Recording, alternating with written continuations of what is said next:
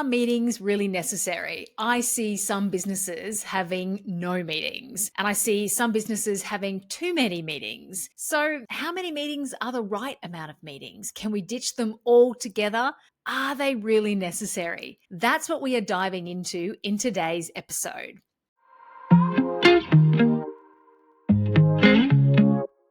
So for those of you watching on YouTube, hello, I'm here at my favorite hotel, and you can see that in the background. This is the QT at Surfers Paradise. And the reason I'm here on the Gold Coast is because I'm speaking at a conference tomorrow. And I was actually here on the Gold Coast last week as well, facilitating 2 sessions over 2 days at one of my clients' team retreats, which has me thinking about all things meetings, retreats, conferences, and what makes them good versus bad. Now, I think I'm going to do a separate episode on team retreats or team conferences and just focus on team meetings today. So, do we need team meetings, or are they a massive waste of time? Yes and no is kind of my answer. You certainly don't have to have unnecessary meetings, but you do need to have impactful, purposeful meetings. So let's talk about the difference. Let's talk about the meetings that you don't need to have and you can stop having, and the ones that you should be having because, frankly, they'll help your team engage, perform better, and do all the things that you want them to do. Let's talk about the difference. First off, there are a couple of signs that you can look out for in your business to work out if you're potentially having unnecessary meetings. The first sign is if people in your meeting seem to be bored or they seem to switch off during the meeting. This can mean that the people don't understand why they're there, what they're meant to be contributing, and frankly, they probably think it's a waste of their time. So that's the first sign you can look for. The second sign you can look for is if to you, it feels like the meeting goes for a really long time. Or if you're noticing that people are tending to switch off, halfway through the meeting or after a certain point in the meeting, that's a good indication that the meeting is going for too long. And this can mean that you're trying to jam too much into the meeting, or you have too many people in the meetings and you're trying to cover too many topics. So again, linking back to that unnecessary concept, some of the topics will probably be unnecessary for some of the people, and some of the things that you're covering is unnecessary, or some of the people are frankly unnecessary to be in there. And the third sign that you can reflect on and look for in your own business is if you don't want to go to your meetings anymore. So these 3 signs are really good indications that your meetings either aren't necessary or aren't working as well as they can be in your business. So, are meetings necessary? There are a number of elements that you need to work on as the leader in your business, making sure that these things exist and are happening in your business, in your team, or for you to increase the chances or improve the performance of your team. So there are sort of 5 key elements that a business needs to have a high-performing team. And the first one is great leadership. So that's you. The second element is each individual on the team knowing their roles, so knowing how they individually contribute to the greater business. The third element is each person, each individual working towards a common purpose. The fourth element is those people on the team having trust and having relationships with each other. And that's interesting because it's not just a relationship with you and not just trust with you, it's trust and relationships amongst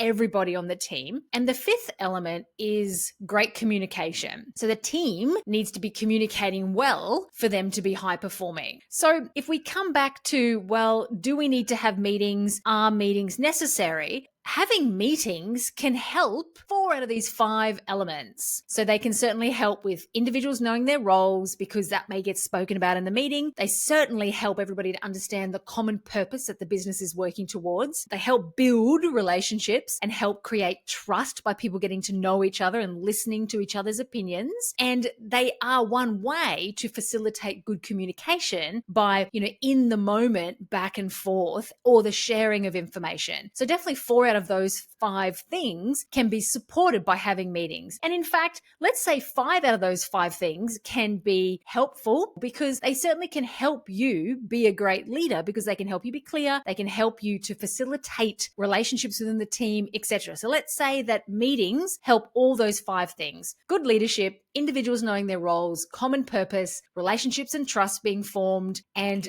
good communication flowing amongst the team. So the reality is that having meetings definitely can be helpful to your business. They can certainly help build relationships. They can certainly help create connection. They can certainly help with the flow of information. And when a meeting is run well, it can just really make everybody feel in flow and on track. However, not all meetings are made equal. Not all meetings are run well. And some, frankly, are terrible. I'm sure you've been in them. I certainly have. Now let's talk about the difference. So meetings need to be effective, impactful, and motivating. And it's actually not too hard to make them that, to make them be that way. And in a high performing business, everyone's time should be valued so highly that meetings only and always operate in this way that is planned and purposeful. No more of those meetings that take too long, that feel unnecessary, where everybody's just like silently scrolling through their phone, trying to multitask or either keep themselves awake or get other work done because it seems to be dragging on. And none of those meetings where we seem to have everybody there just in case it's relevant for everyone on the team. So meetings need to be effective,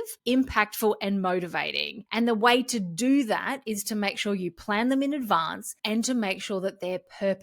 So let's start with some definitions because I've thrown around lots of words. I've said impactful, I've said effective. Let's go through some definitions. Impactful means that you're going into the meeting, every meeting, with a clear outcome. You want to discuss something in particular. You want to come to an agreement on something in particular. Or perhaps you want to have a meeting to talk about an issue and come to a resolution or make sure everybody understands the ramifications of a change, for example, or to give everybody the opportunity to ask questions. So that is what impactful meetings are all about. They're about having a specific outcome and a specific purpose. So let's talk about relevant meetings.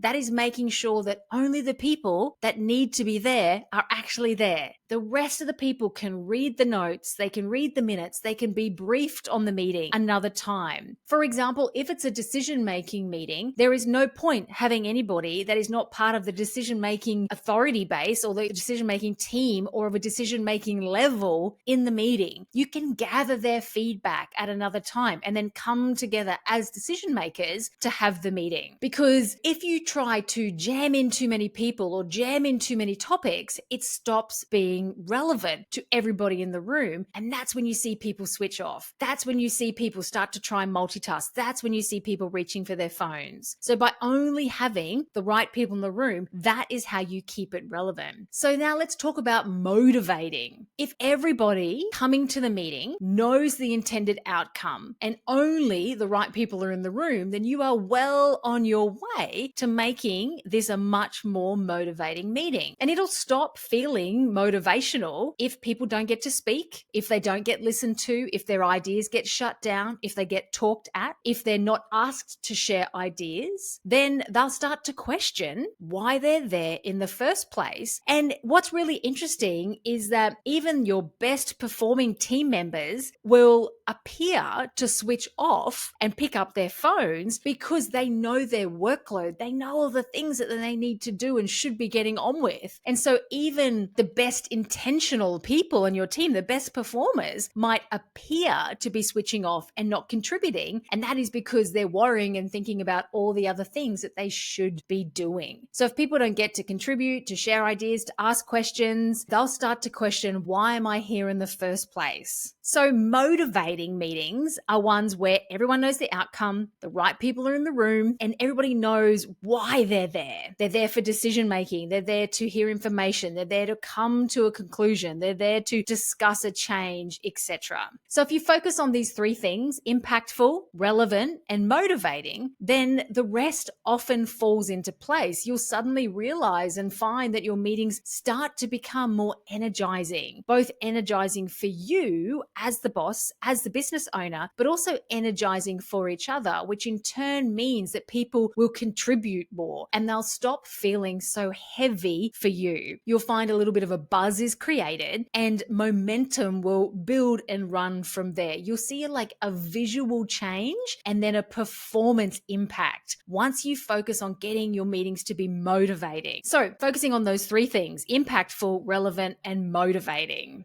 And I've got a nice little analogy here to help you remember this, and that is using the words POP, POP. Purpose, outcomes, participation. So purpose, checking in before we have the meeting, before you book the meeting, and certainly before you walk into the meeting. The first P we're checking is purpose. So why are we having it? Do we have a clear purpose? Have I told everybody what that purpose is, or do I need to tell them at the beginning of the meeting? So then the O is outcomes. Where do we want to be by the end of the meeting? What do we want everybody to walk away with? What do we want to make sure everybody knows, or what do we want to make sure we've decided or concluded by the end of this meeting? The last P is participation. Whose involvement do we need to achieve that purpose and to get that outcome? Who needs to be there, and how do we want them to show up? Do people need to prepare? Who do we need leading the meeting, or are we just looking for people to come and participate? Now let's go through a few examples. When it comes to a regular team meeting, the first P, purpose, might be to agree priorities for the week. So maybe it's a weekly team meeting. Perhaps the purpose is to agree weekly priorities and provide everybody with the information that they need and the opportunity to ask questions so they can go and execute throughout the week. The outcome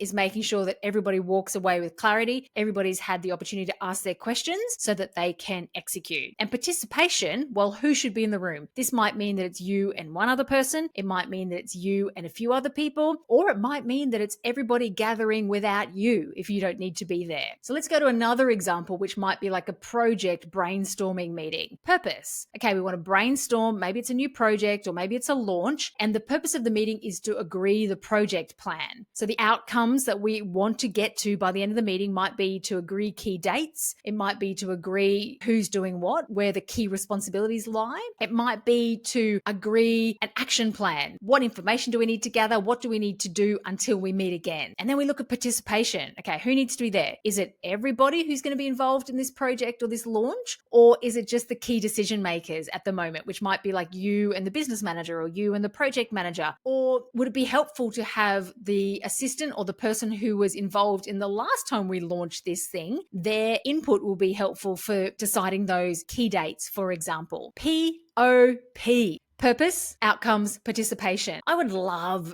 every business owner, every single one of you listening, to commit. So let's do it. Let's commit to making meetings impactful, relevant, and motivating, which will in turn make them more effective. And before I go, I want to touch on the question, which I get asked, and it comes up in conversation a fair bit, which is, are regular team meetings the time to incorporate team bonding activities? Should we go around the room or go around the Zoom and get everyone to talk about what they did on the weekend or share something personal, etc.? My answer to that is no. If you try to incorporate purpose and outcomes with team bonding, you're likely to blow out your time, and or the energy might fall flat and it can set your meeting off on the wrong path. So again, coming back, what is the purpose of the meeting? If it's to bond your team, if that's something that you've noticed, you're thinking the team need to have better relationships, the team need to know each other a little bit more, the team are lacking in something. If that is your purpose, then make it a team bonding exercise. Set your meeting agenda to be about relationship building. And for that to be effective, it probably needs to be fun, and it probably needs to be mostly about the team coming together and bonding and building relationships and building trust, and less about deciding key dates for launches, etc. And a really good example of how many businesses do that really well is at team retreats or at team conferences. That's often the major purpose that we have a team retreat or we have a team conference. Yes, there's usually a business planning and information sharing and decision-making element to it. Maybe that's one day or one afternoon, but there is always and often the biggest purpose is to get people together, to build relationships, and to actually bond together as a team. So I think I'll do another episode on how to make team retreats motivating and impactful, because I've had the awesome pleasure of attending and facilitating at many, many team retreats over the years. And there's definitely a way to do it well, and there's a way to do it not so well. And I'm very happy, and I'll record another episode to share some of my thoughts with you on that. Let's leave that for another time. Today's episode was focusing on meetings because they need to happen. High-performing teams have them, but high-performing teams have meetings in a way that's impactful, that's relevant, that's motivating, and therefore effective. So I hope today's episode has given you some food for thought so that you can review the way you are currently running your meetings in your business, the way they feel. And you can certainly ask yourself, do people seem bored or switched off in meetings? Am I bored or switched off in meetings? Are people contributing the way I'd like them to? Do our meetings seem to go for a really long time? Do I feel exhausted and drained after meetings? Do the meetings feel heavy for me? And if you answer yes to any of those things, then that's a good chance and some good signs that you have got some room to improve. So revisit that POP method, purpose, outcomes, participants, and see if you can use that to better prepare, to shorten, and to make your meetings more effective. Okay, that's it for it today. I hope that has been helpful. I'm going to be back here next week. And until then, have fun.